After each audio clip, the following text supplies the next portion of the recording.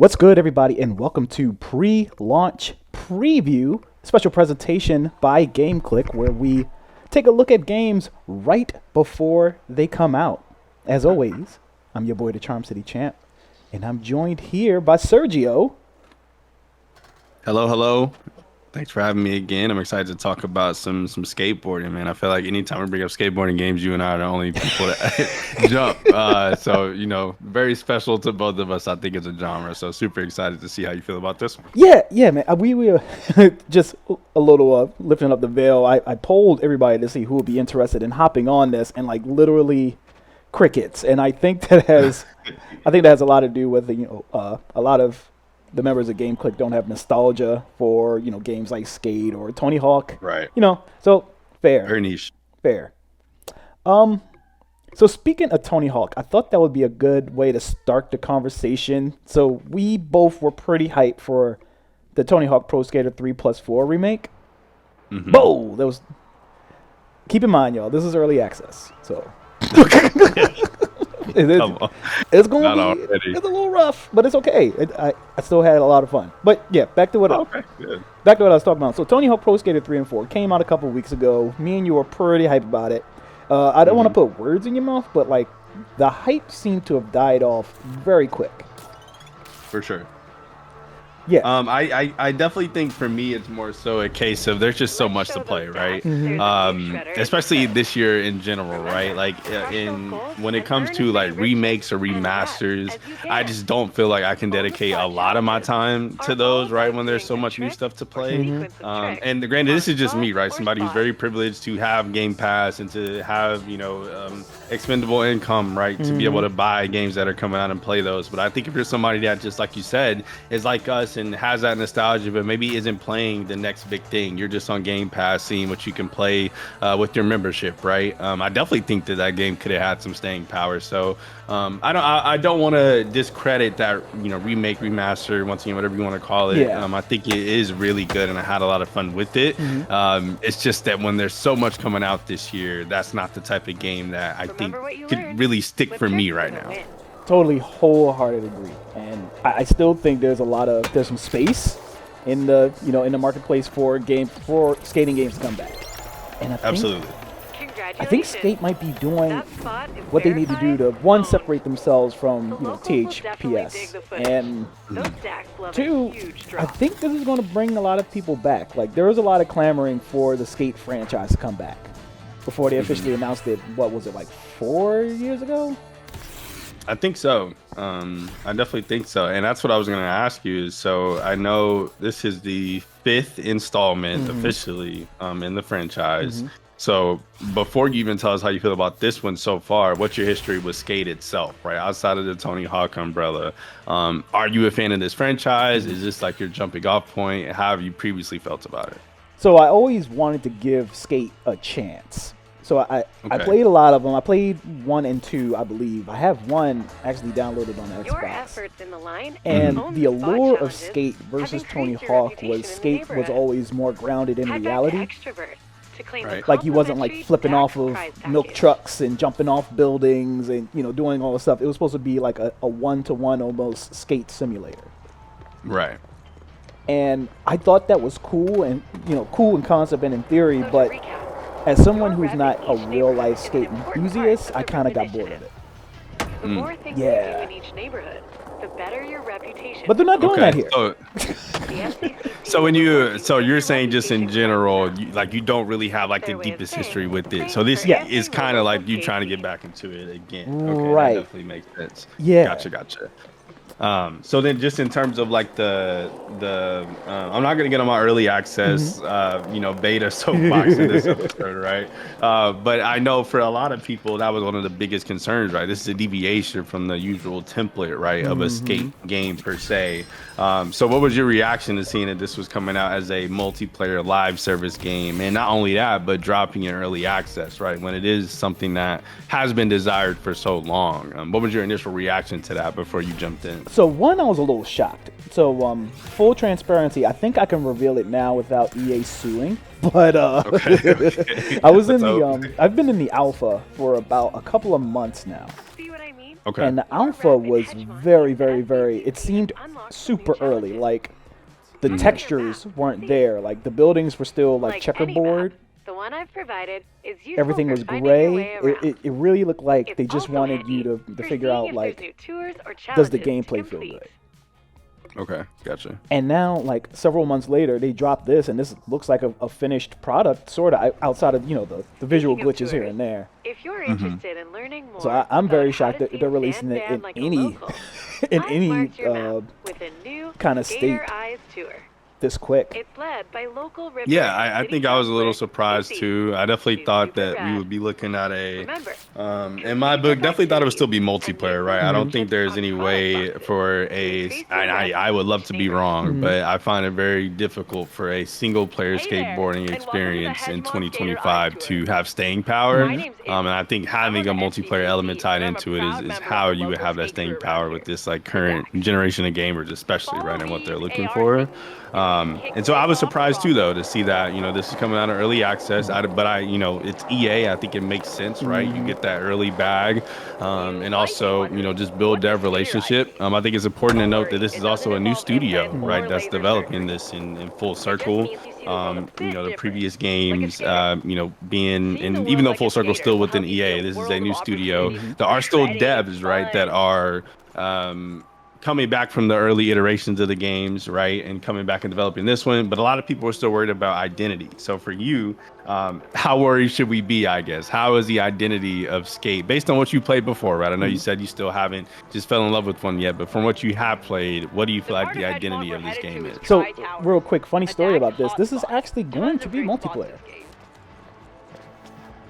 Oh, right. Yeah. Sorry. That's what I meant to say. Yeah. Yes. Like multiplayer live service for sure. Yeah. In early access. So I think this is why I think this one could have staying power, right? Yeah. But I think the identity is a part of that. So how do you feel about that? They still do. It still has that skate charm that the early skate games did have.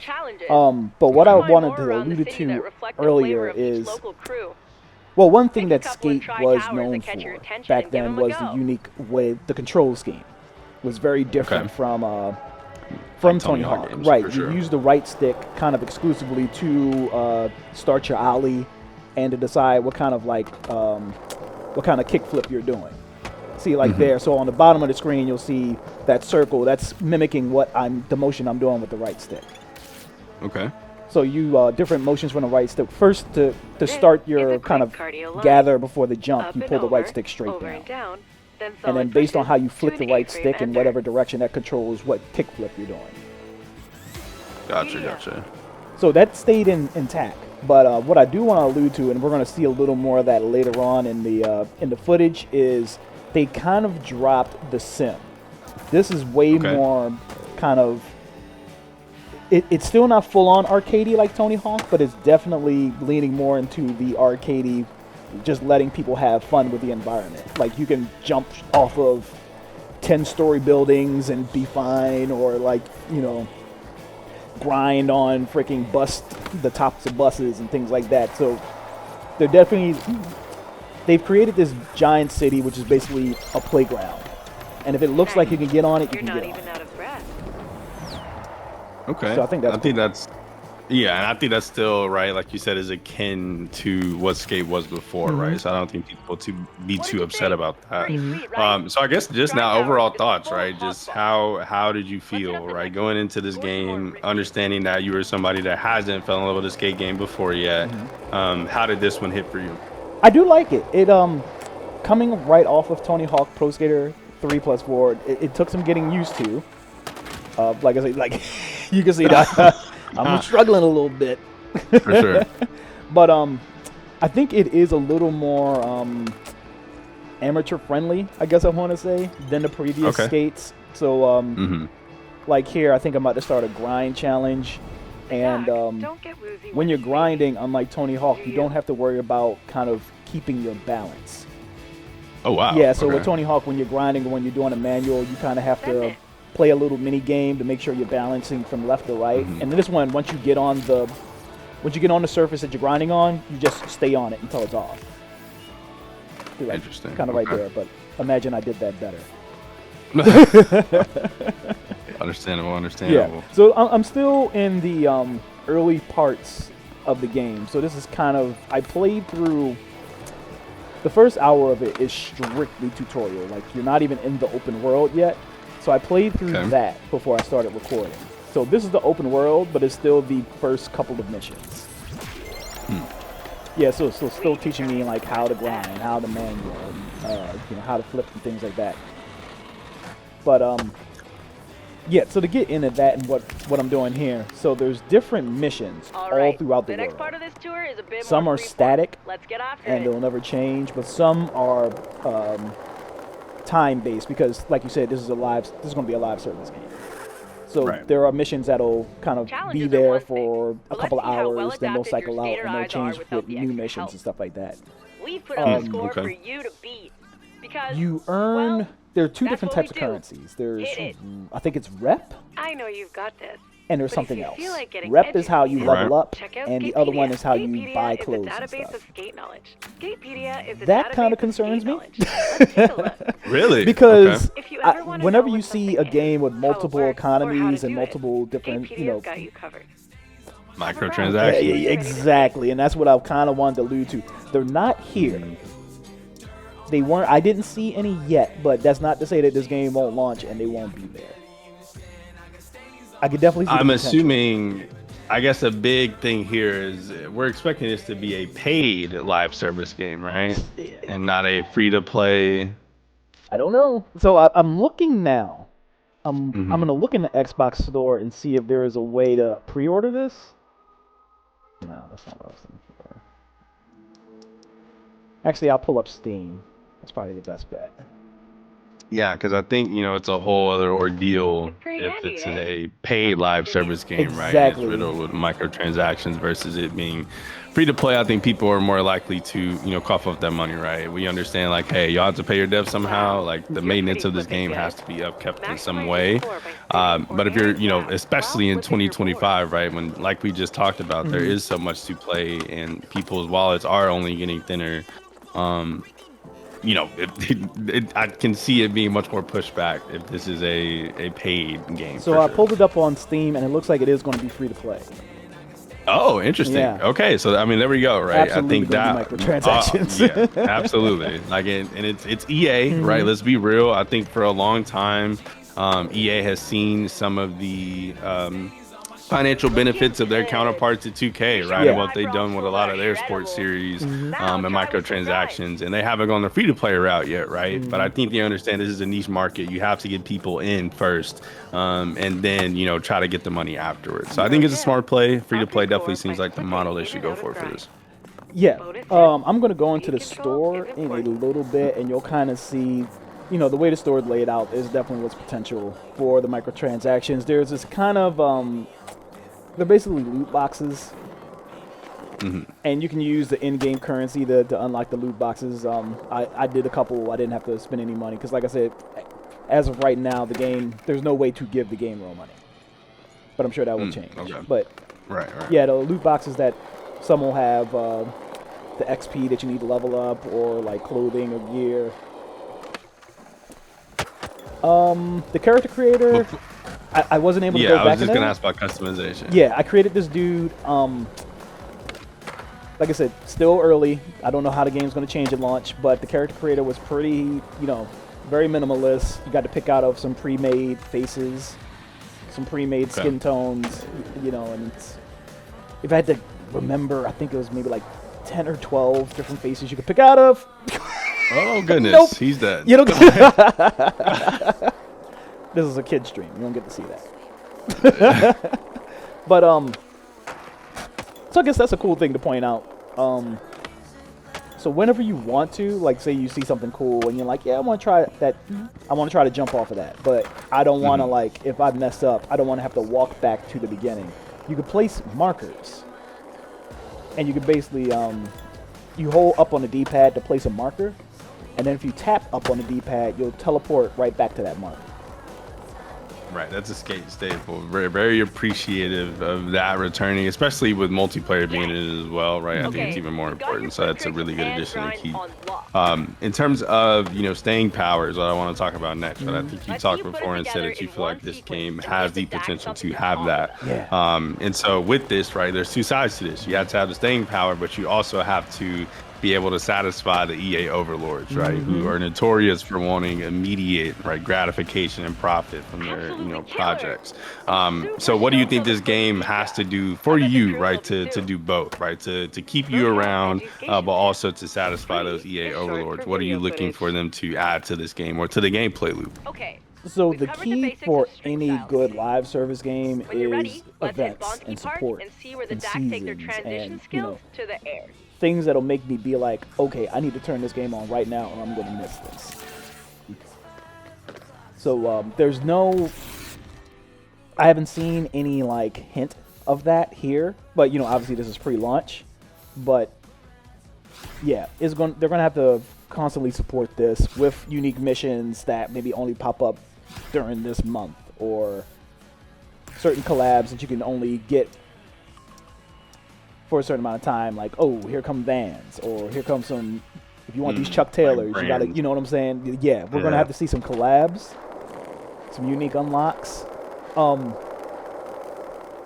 maybe like customize the city, because the town, the open world is huge, and it's not even fully unlocked right now. Okay, that's good. Gotcha. Yeah. I do want to mention they do have an early access roadmap until the end of the year. Nice. Says that each season includes new skatable areas, new challenges, new seasonal events, new brand partners, new cosmetics, new tracks added to the soundtrack, plus bug fixes and quality of life updates. So season 1, they say, is slated to drop October 2025, and that'll include 2 seasonal events and some quality of life improvements. Something called Skate Pass. I don't know what that is. I'm assuming maybe the first battle pass. So there you go. Your first, look into what those will look like. Season 2 is set to drop December 2025, and it's supposed to have a new co-op game mode, 2 seasonal events, party voice chat, new gameplay tricks, and then replay editor improvement. And they also have even something for season 3 beyond with no date slated. So my next question to you is going to be about social features anyway, right? Obviously, a big part of this is going to be multiplayer. There will be inevitably, right, people that choose to play a single player. And I think those people will still be able to get a kick out of this. But social features are going to be big here, right? So is there anything that, caught your eye when you were looking through any of the settings? Or did you get to play, with any random people and experience any of that? So the cool thing it looks like is, because once I've cycled through these missions so quick, but when you pick a mission, you have the option of running a mission solo or co-op. So it looks like you can party up. You can thank me later. Interesting. Yeah. So what is co-op? I wonder what would co-op look like in a mission, right? If I fail this grind challenge, does my teammate completing it make up for my failure of it, right? That's interesting. Yeah, I'm wondering if it's legit cooperative, or maybe you're competing for who can get the higher score, or I don't know. So yeah, I wasn't able to do that because I don't know anybody personally who's also here early. For sure. Later on in the game, I don't know why it wasn't popping up at the beginning, but later on in this demo, you'll see that you can see people just skating around the world. So the world looks way more alive when everybody is online. It might be because I hopped on a little early in the morning, but that was the thing. It might have been just me not knowing how to do it, but I didn't see the option to just walk up to a random person and interact. Gotcha. Like you can emote. Gotcha. That is a little disappointing. Yeah, you can emote. You can like type in a text box, but I didn't see any like hold left thumbstick in if you want to party up, or like challenge this person to this mission. Yeah, I didn't see any option to do that. Yeah, that's very interesting, because I think, we talk about, once again, staying power, right? And I think so much of what you have to be able to create is community through these live service titles, right? Because everybody doesn't have 2 or 3 friends that all play at the same time or want to play a skateboarding game or can afford to. Well, I guess this is free to play, so thankfully that barrier of entry won't be there. But even still, right, time is a commodity for a lot of people, and so to not be able to log on and to make friends, right, and to find people to play with, I think is something that this game definitely needs. So I hope that they definitely reconsider and hopefully add some additions. I was definitely going to ask because I saw on your map before there was like black dots like moving around the map. So I assumed there was something there. Yeah, that might have been players. Or somebody. Okay, cool. So hopefully they add some way to interact with random people, even if it's in a competitive sense, right? I know Tony Hawk having like the skate competitions and just racking up points is really cool. I'd love to see that recreated and be able to do that with friends. So they have a lot of things I think they can do from a multiplayer perspective that skateboarding games haven't done before, right? Because let's not, as a Tony Hawk fan, I will never tell you that Tony Hawk games have just reinvented the wheel with like their creativity in the multiplayer aspect, right? It's very bare bones. You know what you're gonna get out of Tony Hawk multiplayer. So I think Skate has an opportunity to do something very, very cool here. In terms of accessibility settings, were you able to check anything in that regard, or just any settings in general that you thought were helpful along your playthrough, or did you just jump right in? So there are two different control schemes. There's one. Ooh, cool. Yeah, the OG, which is what I'm doing now, where the ollie and kick flips are all mapped to the right stick. There is another one that they claim is for beginners and newcomers, where the ollie is mapped to the right stick, but all of the tricks are face buttons. Okay. So I didn't get to try that because I'm not no noob. But good for the people that are. Yeah, for sure. Yeah. No offense if you're noob, but I ain't. But something I wanted to point out that happened while we were talking that was pretty cool. So you can listen to music. There's an internal music player, but there's also music playing around in the world. Like if you're going into a skate park, the speakers are playing a certain song, or if you go to somebody's car while they're driving past, you can hear songs like through 3D audio in the environment. And if you want to add that song to your playlist, you just walk up to that speaker and hold the left thumbstick, and now you're listening to it. Much appreciated. Oh wow! So I thought that was a really cool feature that's going to bite me in the butt later on in the demo. That's a little teaser for you. Yeah, and it, like I said, we read in the roadmap, it seems like in each season they are adding new tracks. As I was doing research on this episode and reading up on Full Circle as a studio, when EA created it, Full Circle was actually a music group. It was Full Circle Music Group, I believe, before. So I, was actually going to ask you about the music because I think it will be an integral part of this game for that reason. And let's be honest, right? We talk about skateboarding game soundtracks all the time. They have been a pivotal part of these games for so long. To this day. So how was the soundtrack overall? You mentioned some of the features there that already show us that music is going to be prominent, but how are you feeling about some of the music you were listening to? Yeah, so it's pretty good. It definitely fits the mood that a skating game should be trying to create. I didn't recognize a lot of people. I seen Denzel Curry, which I recognize. Oh, cool. Yeah. But everything else is like pretty mix of punk rock, soft rock, some hip hop in there. It's pretty good. Okay, that's really good. That's really good then to hear. In terms of the missions, I want to circle back to missions like we were talking about before, because at the end of the day, right, that may be what is the loop of the game, right? Is completing challenges, getting collectibles and things like that. So when you were playing this game, did it feel like you were playing for, hey, I have to, talk about this, review this in a way, right? Or were you genuinely logging on and enjoying, right, the gameplay loop of the challenges you were getting? And could you see yourself doing that loop with friends and having fun as well? So that's that was a cool thing about what I was doing. Oh, here is the shop. Okay. So I just showed the loot boxes a little bit. This is all the gear unlocked. It's not a lot, but like I said, it's pretty early on. There's no telling what else is in here. So you said there are loot boxes, though. Yes. So they don't call them. They make sure to not use the term loot boxes, but it's definitely a box, and you definitely hold A to open them, and then it's just random what is inside of it. Oh, they're gonna get me, man. They're gonna get me. That's microtransaction one-on-one for For me. sure. They got me. Yeah. But back to what you were saying, the missions. So it looks like the missions, there are several different mission types.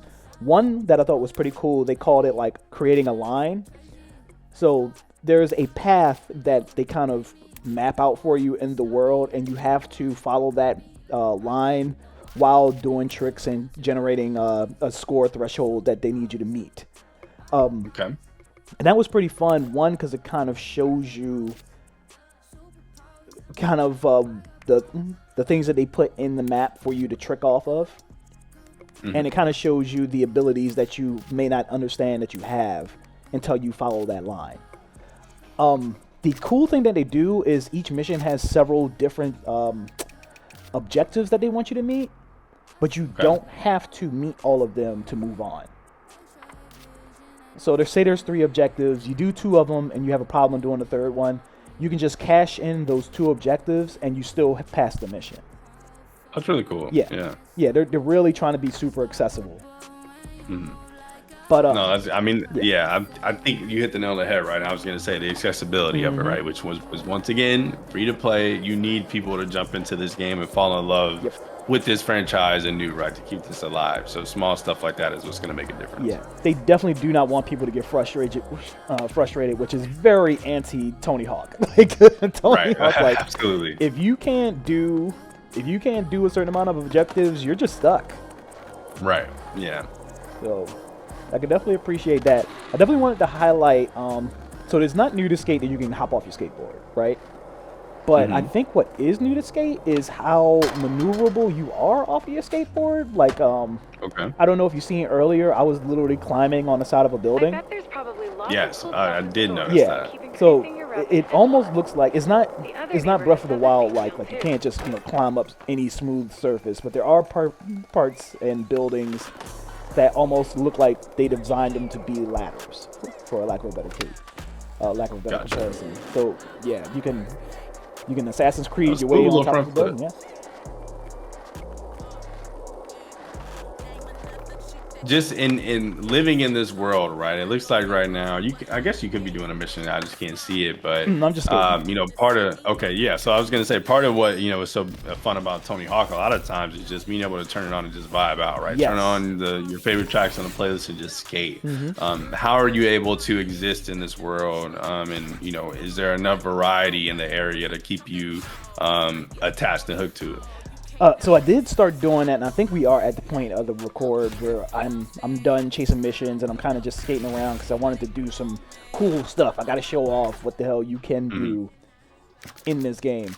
So you are free to do that whenever you want. There is no, in most games you have to complete like a certain amount of missions before you're kind of free to do the world. Like I said, they start you off on a small island where they teach you the basics, and then once you get to this area, you are free to do whatever you want. Your increased hedge The issue is, and it might not be an issue to everybody, the only way to earn XP is to do missions. Wait, we haven't even So covered you can city free skate challenges. however much you want, but if you Check your want map to to see unlock some. more stuff, if you want to unlock more gear, you have to kind of do those missions City eventually. challenges are kind of like crew Gotcha. challenges. That's fair, Except especially you if they're don't ever stick around changing, like forever. and like you said, you can Each turn in just rotation what you brings can fresh do, right? I think rewards that's to pretty fair. earn. I've marked city challenges with a timer on So when you're leveling up, Boss right, are you easily. just unlocking new gear? Are you, gaining new abilities for your skater? What is that, what brings you back to want to level up and reach new levels with your character? So when you level up, you do unlock gear, you unlock new emotes, and you unlock some of the in-game currency that you can use to, like I said, open those loot boxes up. Gotcha. Okay. So- Are you any indication of like a max level at all? Did you Not- notice like a cap? If there is one, I am not anywhere close to it. For sure, I think I got to level 4. Gotcha. Let Yeah. me see if they have any indication. Oh, so this is the map. Like I was saying, I think I zoomed out at one point. So the map. I saw the 4 different Remember, quadrants. Yes. The resident incentive program is your key So to- only Okay, 3 of let's them try it, are dude. unlocked And right knock out now. some goals That in the red city one internship. just said it was under construction. So I'm assuming they're holding that until the full game releases. or until Gotcha. early access opens up to the public. So this game is coming out. One thing I do want to dink it for automatically, and I think is a miss, is this game definitely. EA, I think, has like an anti-cheat software or something that makes it not available for like handhelds, for like Steam Deck, for instance. I'm Yeah. sure there's some finicky ways some people will get around it, right? And of course, have it on their Steam Deck. But just for just being able to turn it on and have it on the Steam Deck and other obviously PC handhelds right now, I think is a big miss, especially with the Xbox ROG Ally coming out soon, and this being on Xbox S and X consoles. I think that's a huge miss not to have made that accessible for handhelds. But I do want to highlight that it does have cross-play and cross-progression. Yes. So for you, what do you think you're going to find yourself playing this on? If you continue, right? Is this going to be something you're playing on PC? Are you going to be, chilling on the couch playing it on a console? What do you see this setting for you? So that's a good point you brought up. I am playing this right now on Xbox. Oh, okay. Yeah, so I already have it downloaded, ready to go on Xbox. That's a good question. I would love to see if there's any. The thing that normally makes me go to PlayStation versus the Xbox is unique support for the DualSense. So the haptics and yeah, stuff. exactly. So Yeah. I'm curious how they support that. Any predict that we'll get a Switch 2 port at some point? I think you got to.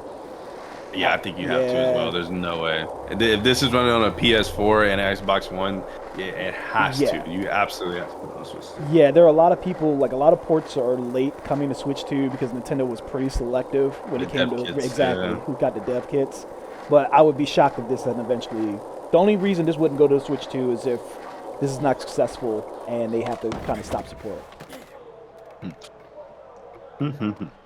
So like I said, we have a season 3 and beyond on the roadmap. It says they have leaderboards, open world collection. Not sure really what that means. More character slots. They have tattoos as an example. Player created parks, which I think is going to be huge. New game modes, new gameplay tricks, dark slides, and improved foot plants. They have some examples there.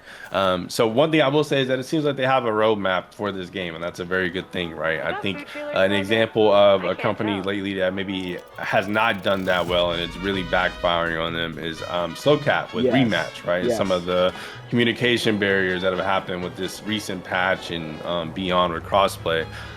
So how optimistic are you, right, about the future of this game?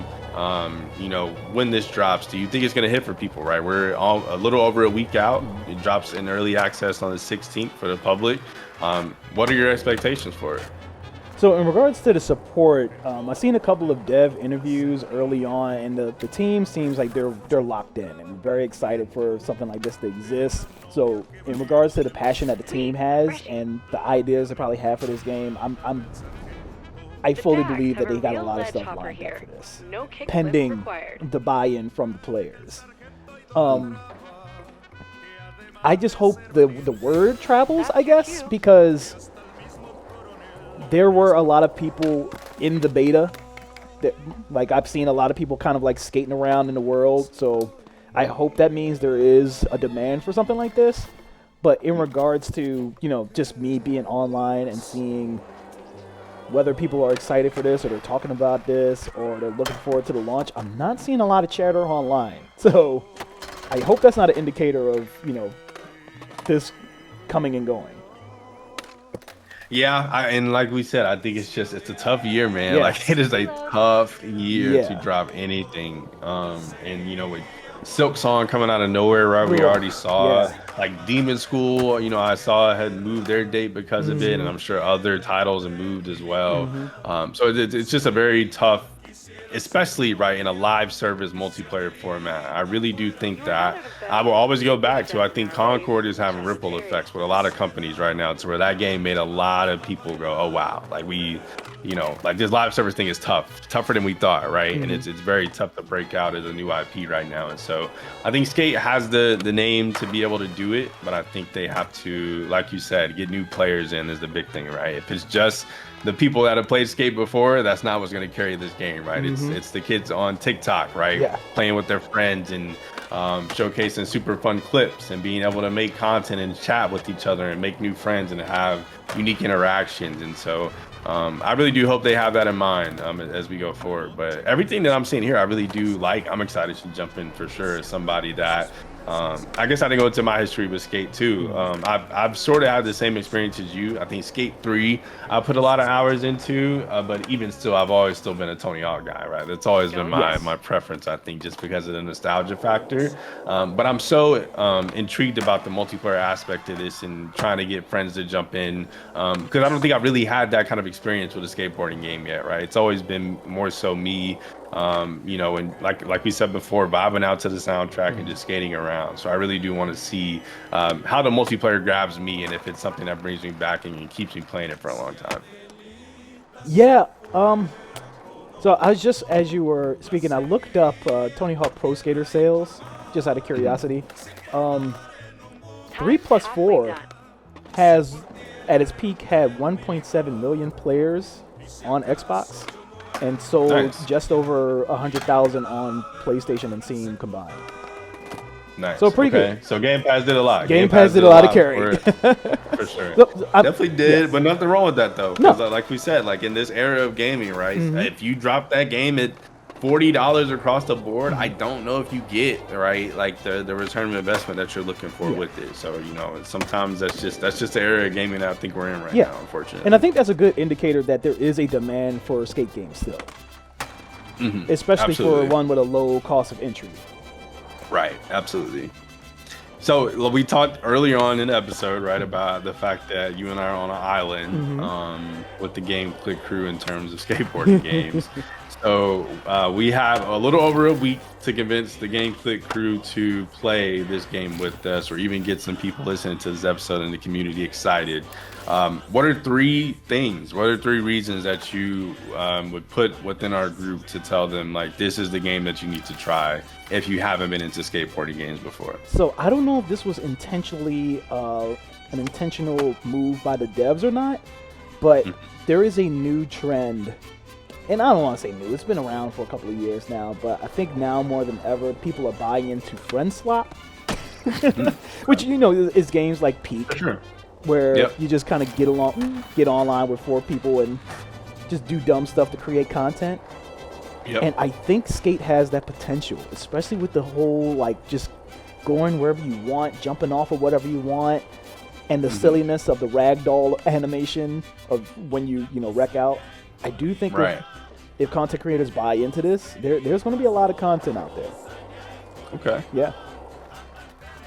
And it's free. That's two free to play and good for content. I think, even diving deeper into the content piece, right? We talked about that earlier in terms of the game's longevity, right? In 2025, that's a lot of what you need, right? Peak doesn't get to what Peak has become if all these content creators aren't playing it, if people aren't making reels and TikToks that are going viral of it, right? And just having word to mouth conversation about the game. So I don't want to understate how important that is you mentioned that first. I think it's super important.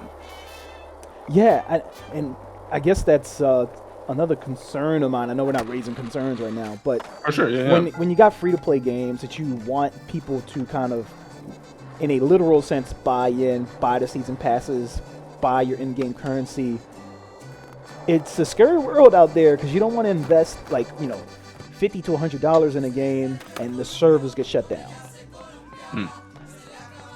So that's going to be huge, like getting that faith of your player base to make sure that you kind of drive the point home that this is going to be here. Skate's going to be here for a while.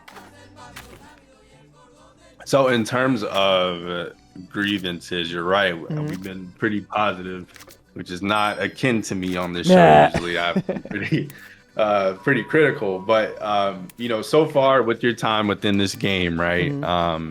What are some of your worries or concerns, right, with this game coming out? We already talked about the fact that it is a stacked year. What are some things that have you a little worried about it as you play through? One might be, we talked about accessibility a little bit, and in regards to ease of play, I do think they have that.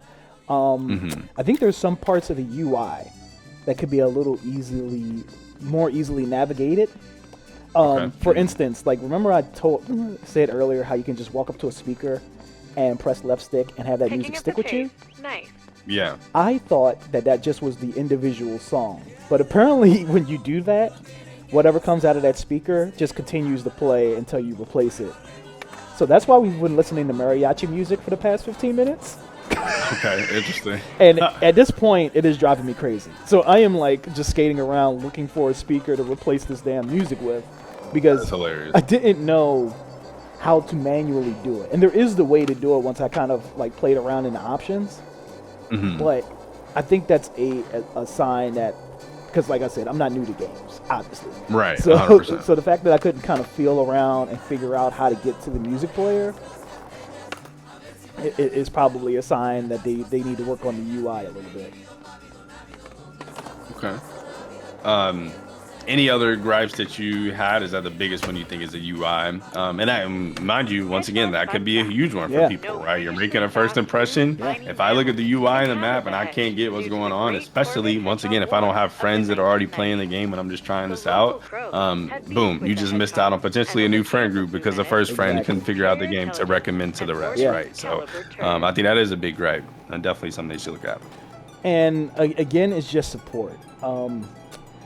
EA has a good track record of, once they launch their live service games, they support them for a while, but that's mainly because EA live service games do well, like Apex Legends, The Sims, if we want to count Madden and FIFA, those two. Right. So yeah, I would love to see what EA does, not, wishing bad will on Skate, but if Skate numbers aren't where they want them to be, which I'm sure EA wants them to be really high, Looking for something? do they still support it? The legacy. And is a valid concern. Yeah. Yeah, because I spent a lot of money in multiverses. Right, yeah. It's You and me both. Yeah. So the last question I have for you is just pertaining once again, right, bringing it back home and what we talked about to the rest of this year, right? In a year where we have, games like Ghost of Yotei still coming out this month alone, right? Having games like, I know you're excited for Sonic Racing Cross Worlds, right? You have the Mortal Kombat Legacy Collection for your fighting game people. And if you're a sports game fan, right, you have EA Sports FC coming out later this month. Let alone the big hitters, Little Nightmares 3, like I said, Ghost of Yotei, Battlefield 6, right? This year is stacked. And in a live service game, right, the whole point is you have to have a consistent player base to be able to play this. So for you, in each level of gamer, right, if we're thinking about the two opposites, like we talked, maybe not opposites, it's a bad way to put it, but you're a gamer that has the capacity and the resources like us, right, that is going to be able to play majority of these games versus the gamer that is just casually playing. What do you think the staying power is for you personally, the type of gamer you are, and then that gamer that may be more casually jumping into this experience? I think it being free to play is going to help it a lot. Okay. With games like Fortnite, not saying that Fortnite has a lot more going for it than just being free to play, but that's what keeps people there, is that anybody can just, somebody's unwrapping their Xbox or their PlayStation for the first time and they're like, I need stuff to play on it. They're looking for that. They're in that free to play library. They're looking to see what everybody else is playing.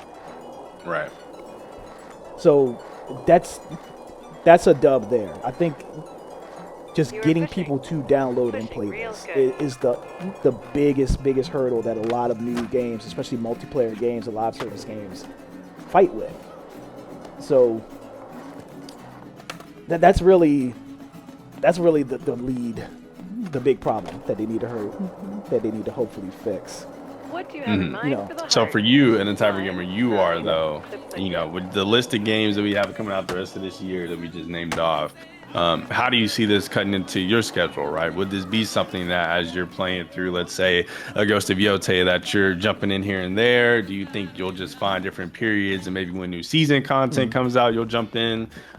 Just based on your experience so far, what do you think your relationship with this game will be? Well, me personally, I'm definitely going to be in and out because of because of all that. But I'm a little different because, like we alluded to earlier, I can buy those games, or we tend to get 100%. Those games, sometimes, and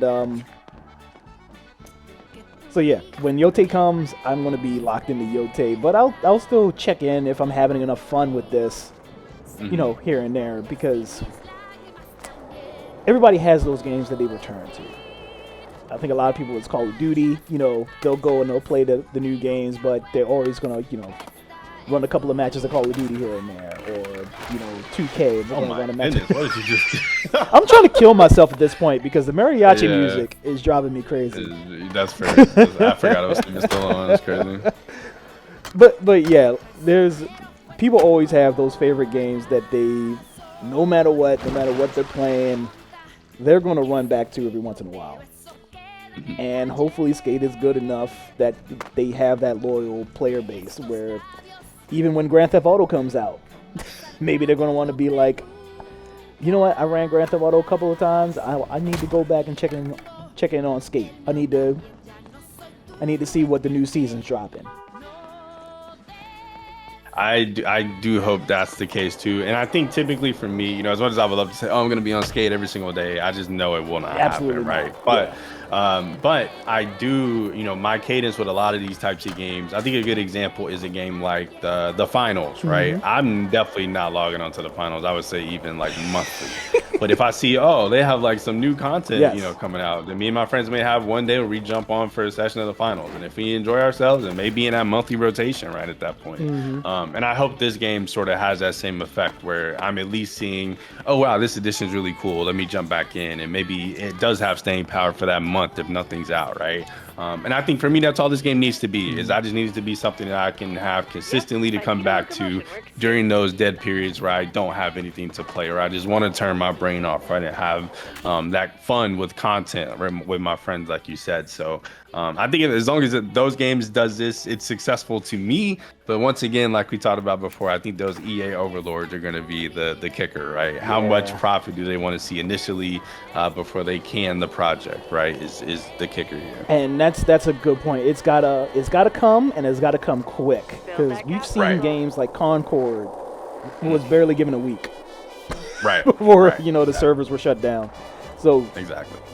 People got to buy in, and they got to buy in really quick. But you know, like I keep alluding to, it's all support and what kind of cool things they can get you come back. You brought up a good point about what you were saying with the finals. I think for me, the best comparison is Marvel Rivals. Like when Marvel Rivals first came out, I was on it all day, every day, and now it's been like I'll turn it on if they add somebody cool. Right. Yeah. So. Same, that's a good example too for me. Absolutely. So you got to add the cool stuff. In the skating universe, you know, because I'm not a, you know, real life, real world skater, I don't know what a skater wants that you can add to the game that would be the cool thing to add them back. Like, do you add real skaters? Do you add like real gear? Do you add just like cool like environmental stuff that's only around for a certain amount of time? So I'm curious to see what that looks like. Well, I definitely think we are going to find out pretty quickly. I'm excited to come back to this conversation in the coming weeks, because the game, like I said, if you're still listening, comes out early access on September 16th. Yep. And so that'll be available with full cross-play and cross-progression on PC and PS4. PS5, Xbox One, and Xbox Series X and X consoles. And like I said, it's free to play multiplayer, so nothing to lose. You can definitely jump in with friends and just see if you enjoy it. Also, I think it's super important with the increased, console costs coming with the Switch, and then also the PS5 now, that it is available on PS4 and Xbox One, so you still have the ability to access that if you still have one of those consoles. So I'm hoping for the utmost success for this game, and I really do hope that we get to see this be successful, because I think this game could be a catalyst for what skate games look like in the future, right? For good or bad, right? And not just skate games, but skateboarding games, I should say. I think this is going to be pivotal. So definitely support it. I think everybody should at least try it and play it. I know I will be, and I hope Champ will be too. Add a photo mode. I'm glad we made it to this part. No. I was trying to find out how to do photo mode because I thought this was cool. Oh, that'd be cool. No photo mode. Figure it out, EA. So this is how I accidentally figured out how to get to the music. Wow, interesting. But yeah, we're probably gonna have to cut here because I don't know if this is gonna get us copyright struck or not. Oh, well, what a perfect way to end it. Yeah, so there is a stream mode. I didn't know until after I was playing around with it, but yeah, music's cool. Whatever. Mute as YouTube. I don't care. But yeah, like I said, September 16th. Check it out. It's going to be on most next gen and last gen consoles, unless it's made by Nintendo. Hopefully soon. Hopefully soon, Nintendo. But yeah, support Game Click. We drop new episodes every other Friday on YouTube and your favorite podcast platform. I believe Charm City Champ. Sergio. I'll catch y'all next time. Thanks for joining us. Yeah.